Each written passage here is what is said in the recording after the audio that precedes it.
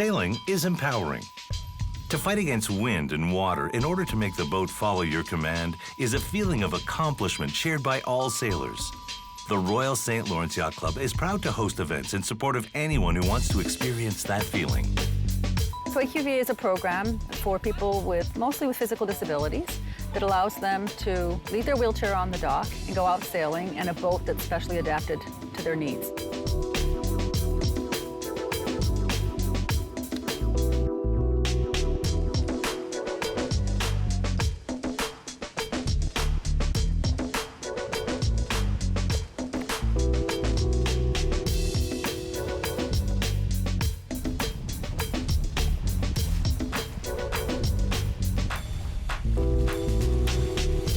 Here's somewhere where you don't have to worry about access because everything's accessible to you.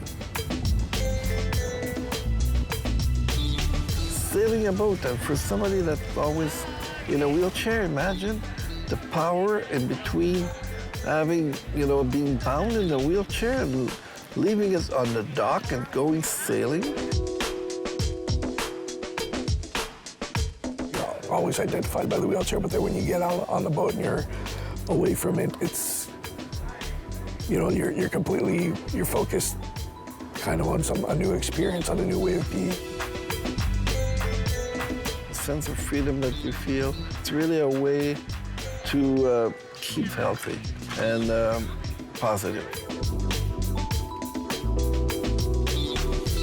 I went through some difficulty when I was given a wheelchair, some depression.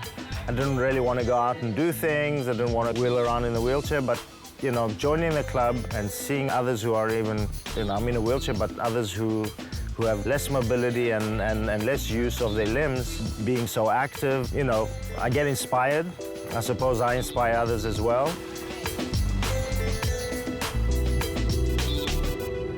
One of the things for sure is self-esteem. Definitely the people like acquiring new skills. The other is breaking up social isolation. A lot of people can't find the right activity that they can get out to. They'd be staying on their couch or sitting in their wheelchair at home watching TV otherwise.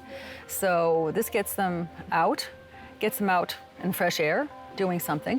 But it's also the sailing, at least our AQVA, we're more than just sailing, we're also a community. So people find their friends here as well. They make new friends, they keep them. We have social events that they come to. And that's really important to them as well.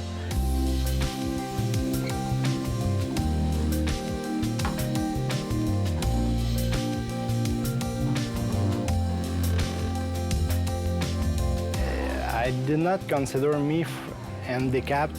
I have limitations, but I'm not in a wheelchair like my friends from AQVA.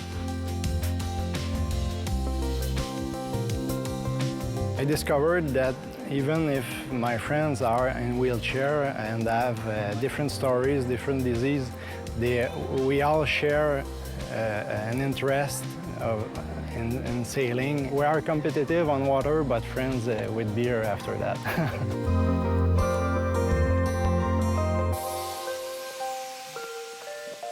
The Sperry Topsider Challenge has been run out of the Royal St. Lawrence, I think, since the beginning to support the AQVA, which is a program that's run here at Point Claire for disabled sailors. And, they were looking for more coverage, more information to sailors, and Silvira has access to a lot of sailors in the region. So that was our contribution this year, to do promotion and just get the word out for people to come out and sail. 2 races take place during the Sperry Topsider Challenge. One that gathers boats from different yacht clubs in the region, and another one exclusively for AQVA sailors.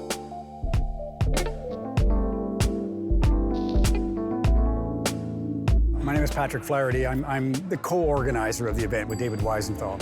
We sailors here at the club, when chatting with David, we came up with this idea, let's do a regatta, where we asked the sailboat owners to register their boat and do so by registering a donation to the AQVA. This is our 3rd year, and this year we have the 30 boats on the line. And for sailboat races nowadays, that's huge.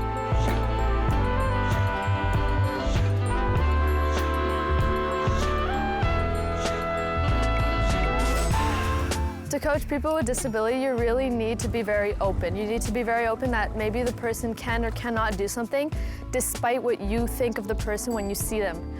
A lot of people you'll see, oh, well, you can move your hands, so you'll assume that they can do things, but in reality it may not be the case. Also, you really need to pay attention to the person all the time. There's a lot of people who are deaf, people who can't talk, people who can't hear. So you really have to pay attention to the person and make sure that they're okay and that they're okay with, are they sailing in heavy winds and light winds? Some people are not able to be out in heat or in extreme cold. So you really have to be a lot more attentive, whereas in regular sailing, it's not exactly the case.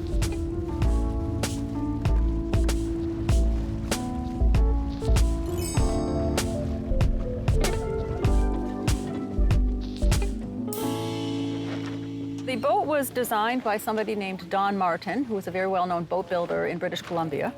There was a similar boat had been designed in England. He saw the boat and he thought to himself, I can do better than that. So he worked with a quadriplegic in Vancouver on coming up with a design and started producing the first Martin 16. So like I said, it's a Canadian design. And it's the only boat really built specifically for people with mobility impairments. So what's different about it is that even though it's only 16 feet long, most 16-foot long boats are little dinghies that will tip over or can sink, fill up with water and sink. But this boat has been designed with, there's 330 pounds of lead at the bottom of its centerboard. So it becomes a keel boat, and which means it's a counterweight, so the boat, doesn't matter how hard the wind's blowing, the boat can't tip over. And it's also full of flotation, so if waves come on over the side and it fills up with water, it can't sink. So it's very safe, first of all, which is important to a lot of people.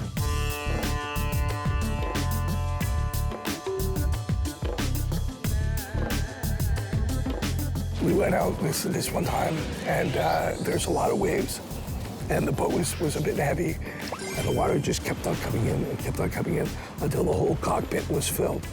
Now, the boat's got a positive buoyancy, so it's not going to sink. And so what ended up happening would be that I kept on moving forward very slowly because the boat is full of water, but my legs would start floating. So then trying to stay straight or whatever, as your body's starting to float in there, and especially with the life jacket. So you're floating on your back, and anyway, they kind of had to tow me back in or whatever. But it was one of those experiences that you're like, oh, the boat really can't sink.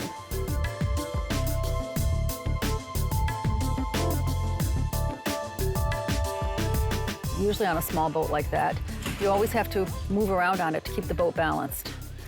Whereas in this case, the boat's been set up so that the skipper, the person driving the boat, if you like, is sitting always centrally located in the bottom of the boat. So the center of gravity is low, making it more stable and making it so they don't need to move around.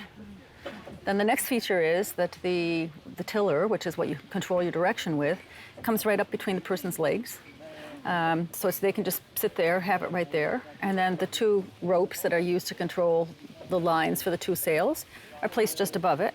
And once again, so you're sitting there and you can just pull on the lines and everything is right there. So basically, you don't need legs, okay? I've actually been to competitions where I've seen amputees leave their legs, artificial legs on the dock, and jump in the boat and go sailing because they don't need their legs.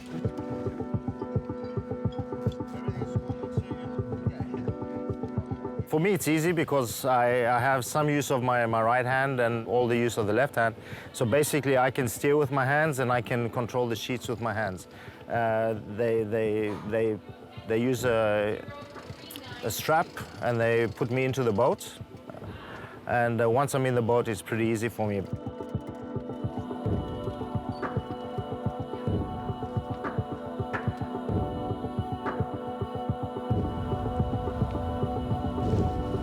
The other thing that's wonderful about the boat is that some people can have weakness in their arms and find that doing that is just a little bit too tiring for them. That happens a lot with people with MS, for example. So there's a power assist system that's available for the boat as an option that gets put on, and it's just a box with a joystick in it, just like you would see on a power wheelchair joystick.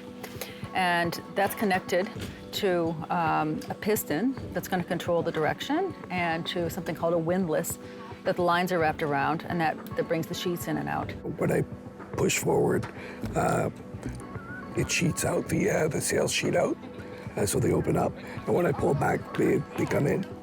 And when I go left or right or whatever controls the rudder, so because I can't, handle the sheets like everybody else, that actually helps me to control the boat completely. And then the most amazing thing of all is if people have no use of their arms at all, they can still go sailing on their own, because there's a system called sip and puff. I have 2 straws, one for the sails and one for the rudder. When I sip, I can bring my sails in so that I can go upwind. And when I puff, then I can bring my sails out and I can go downwind.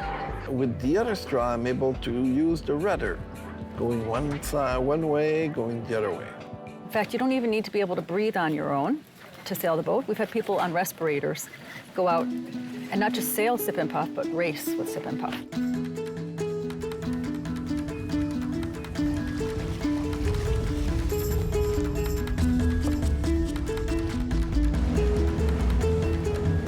People who do have special equipment, we usually have someone that's on the boat with them. They are not permitted to give them any advice on any tactics or anything like that. But in the case of people who cannot move their heads to look back, they might advise them what's coming up behind. So the principal thing is safety of the boat and the safety of everybody around you.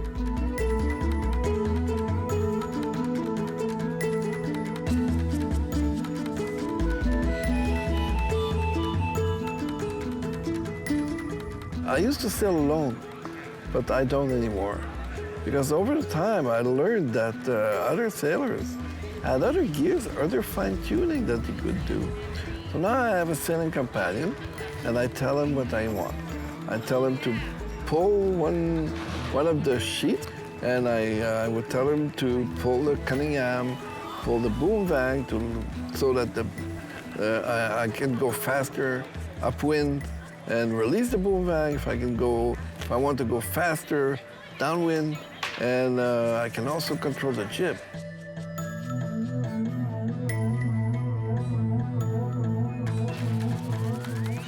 The boat was built in BC, and then eventually somebody from Calgary took over, and for many years it was being built in Sarnia, Ontario. And in 2006, the factory burned down, and the molds to build the boat were destroyed. The boat went out of production. Everybody was thinking, well, this is the death of the Martin 16, what are we going to do? But the Disabled Sailing Association of British Columbia actually owns the rights to the boat. They were given to them by Don Martin, the designer. So they got a donation to build new molds, and they tried to find a builder and try to get it going, and it wasn't really taking off, and somebody else tried it and was running into some issues. So in 2012, a friend of mine, who is a volunteer with the Disabled Sailing Program in Toronto, started talking, and she knew a boat builder here in Quebec, and the two of us said, let's do it. So since April 2013, we started our company, and we're now building the Martin 16 in Quebec.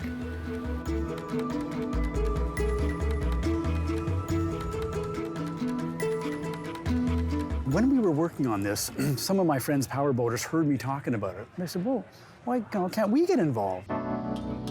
So they came up with the idea of they would take the public out, or individuals, who would individually make a donation to the AQVA, and then they would offer their boat and their gas and offer them some wine and munchies and this kind of stuff, which they do, and take them out. So even that's astounding, because in a yacht club like this, there's two worlds. There's the sailing world and the powerboat world.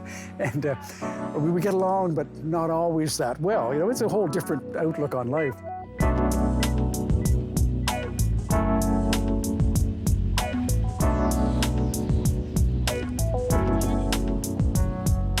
The powerboats are only here in support of the guys with sails. It doesn't happen often, it's a good thing, but the people who are on this boat and the boats around us all made a donation, and with the donation came the right to come on a cruise around Lac Saint-Louis.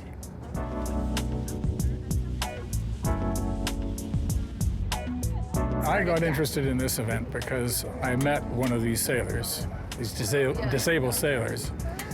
And he looked at me and he said, I only have one little brief moment in time every year where I'm absolutely free.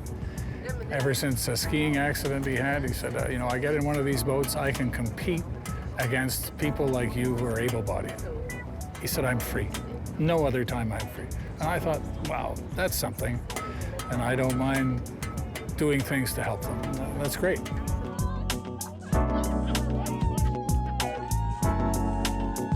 My husband is part of the AQVA. He sails with the AQVA. He's also on the executive committee. So he was sailing and part of all the events, and I decided that since he's there, I might as well volunteer. So I do what I can, and I participate wherever they need help. I'm not sure how much funding they get. They get from various sources, but not a lot.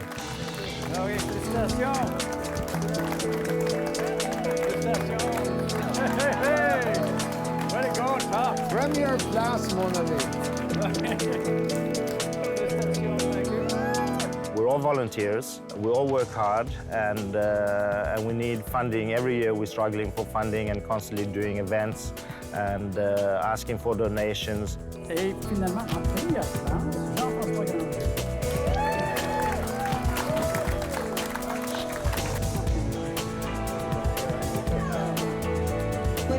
It costs a lot of money to run the program, and at the same time, we also make sure to keep it at very low cost for our sailors. So the cost is $15 for 1 hour and a half of sails.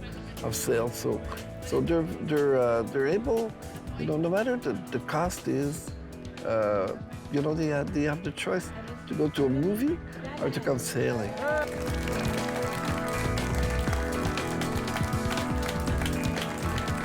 Thank you so much, Mrs. Ye. I'm really moved by your speech and what it relates to. And I'm very, very moved by, very thrilled that this trophy is allowed, well, to me, but I'm taking it for all of us in AQVA that are working so hard. All the administration, including myself, is done voluntarily. We're all, you know, people that are completely devoted to the cause. All the money that's being raised, whatever, like an event like today, is going straight into our program, our sailing program, Get New Boats. So we eventually will need to grow into something permanent with some paid people that will work all year, like I do.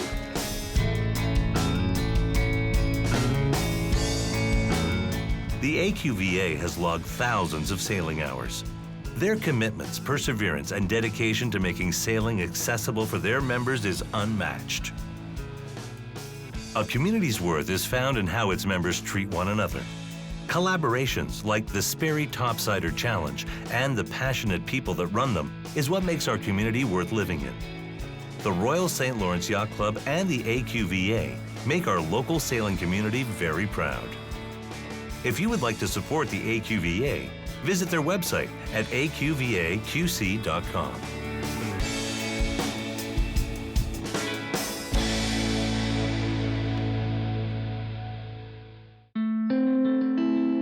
This program is dedicated to the memory of Ian Bruce, honorary life member of the Royal St. Lawrence Yacht Club. An officer of the Order of Canada and two-time sailing Olympian, Ian was best known at home and abroad as the father of the Laser, the most popular sailboat the world has ever known. Ian Bruce was more than a remarkable sailor. He was a remarkable human being and a noteworthy contributor to the sport of sailing for more than 60 years in Montreal, throughout Quebec, across Canada, and around the world.